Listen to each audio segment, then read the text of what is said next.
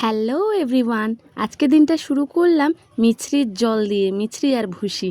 তারপরে খেয়ে নিলাম সরওয়ালা 1 গ্লাস দুধ। এই যে সরওয়ালা দুধটা পুরো সেই লেভেলের। তারপরে ব্রেকফাস্ট করেছিলাম একটু হলুদ ম্যাগি ঝোলঝোলে করে, আজকে খেতে ইচ্ছা করলো তাই জন্য আজকে কিন্তু শুকনো করিনি।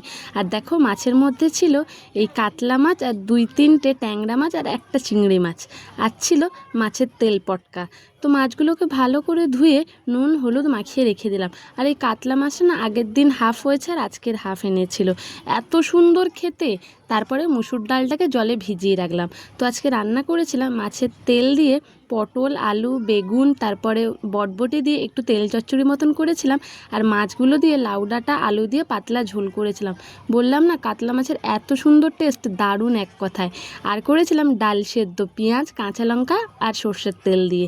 তো যাই হোক, তারপরে আমার আদা বাটা শেষ হয়ে গেছে, তাই জন্য 1 গাদা আদা কুচিয়ে নিয়ে মিক্সিতে বেটে রেখে দেবো।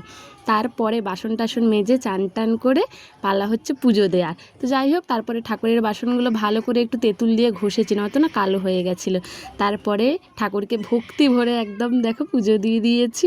তো যাই হোক, আজকের না বোধহয় ফুল মাসে গাঁদার মালা পাইনি, তার জন্য আজকে সব রজনীগন্ধারই মালা পাঠিয়েছে। তো দেখো আমার ঠাকুর থানটা কত সুন্দর দেখতে লাগছে। মাঝে মধ্যে এরকম ফুল দিয়ে সাজালে না কি অপূর্ব যে লাগে বলার বাইরে।